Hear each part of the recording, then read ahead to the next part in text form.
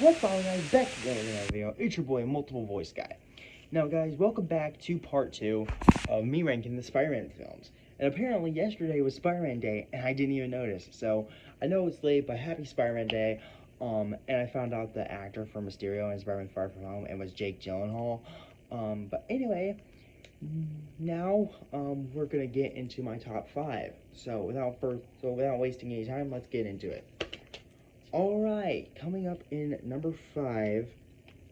Yeah. Alright. Coming up in number 5, we have Spider-Man Homecoming. I love this film, you know.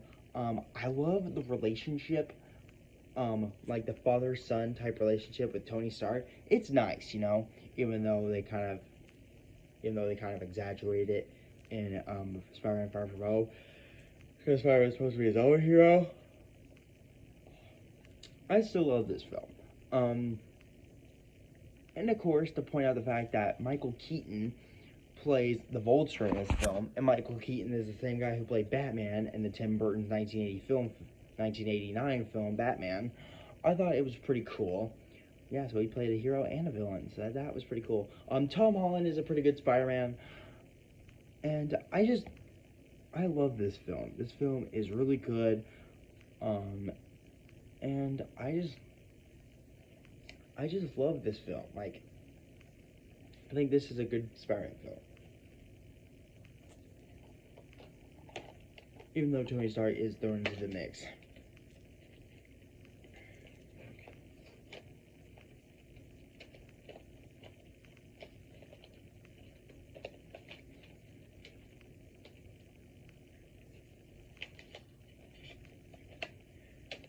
Okay.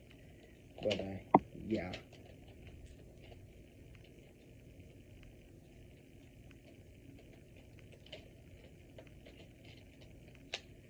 Okay, but, yeah, I love this film. It's a, pretty good film, and I like it. Alright, and coming up in number 4, is Sam Raimi's 2002 Spider-Man.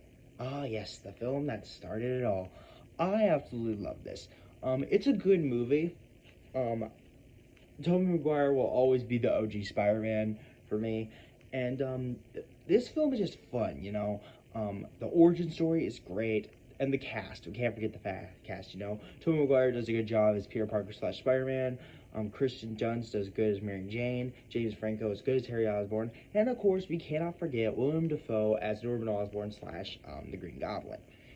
This film is just great. I love this film, and yeah, the fight scenes are a little cheesy compared to today, but the fight scenes are so good.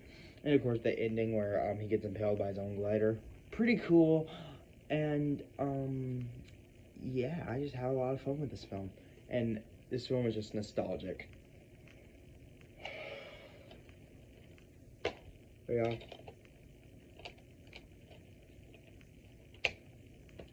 And you know, let's continue. Alright, and coming up, and now we're at my top 3. Coming up at number 3 is Spider-Man No Way Home. I love this film. Basically how to describe this film, just fun, you know? Like, if you watch this movie plot-wise, it's okay. But this film has a lot of fan service, you know? The top 3 Spider-Man, Tobey Maguire, Andrew Garfield, and Tom Holland, are all 3 in this movie. And it's just awesome, you know? Like, this film just provides a lot of fan service, and it's really fun. And of course, the fight scenes in this film are great. The classic villains coming back is good. If I only have one complaint about this film, is the fact that Green Goblin is no longer rocking his classic suit. Like, yeah, what he rocks now isn't that bad, but that scene where his helmet got crushed, I was like, no, why? It's so iconic. Like, why get rid of that? But if you ignore that, this film is fun, and I love it. I love it a lot. It's just really good. You know? Alright, and I think I've said enough about that film. Let's move on. Alright, coming up in number 2, we have...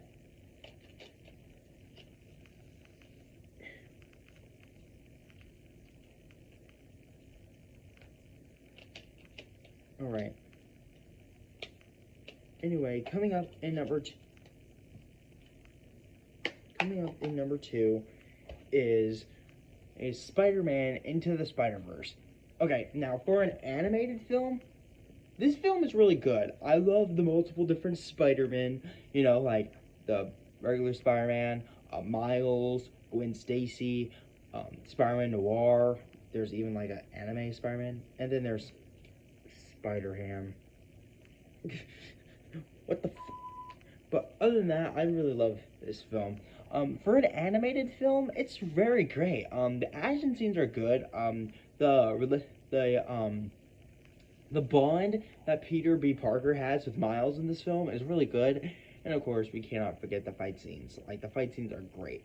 But for an animated film, it's pretty good, and I just love this film a lot. And it's a really good film.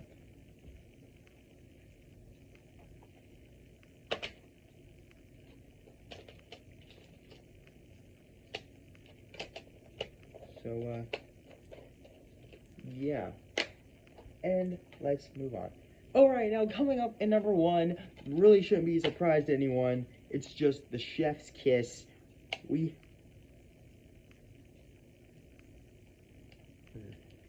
hold on, give me just a second, guys. Alright, coming up in number one, shouldn't be a surprise to anyone. It is Spider-Man 2. Now, this is a good way to do a sequel. Spider-Man 2 is probably like by far the best out of the Sam Raimi trilogy. I love this film. I thought it was really good. Again, perfect casting, I think Alfred Molina does a great job as Dr. Otto Octavius. And I just love this film. This film is so good, The fight scenes are great. Even still to this day, it's a good film for a film that was released in 2004. Even though, yes, this film constantly kicks Spider-Man in the face, and it teaches him about responsibility, because, like, through the course of the film, he's losing his powers, and he has to, and until he eventually gets them back, and he's able to continue his life as Spider-Man, like, this film is just good, and I love this film. And also, this film is pretty funny. Like, this probably has the best Spider-Man clip. Here's your change! Yeah. Alfred Molina, great as Doc Ock. And, of course, that final sacrifice scene. I will not die a monster. Like, it's just really good. And I love this film so much. And it's just a good film. Probably best out of the trilogy. And also the fact that Doc Ock is the first supervillain to successfully kick Spider-Man's. And, I just love it.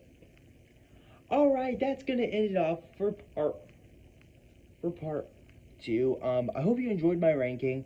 And now my list isn't the right list, it's just my list, and I would love to hear yours. Like, we're gonna disagree, but that's the fun part about it. Like, those are just my opinions, so please don't hate on me if you have other. Don't forget to like, comment, and subscribe. And please help me reach 50 subscribers, and I'll see you in the next one.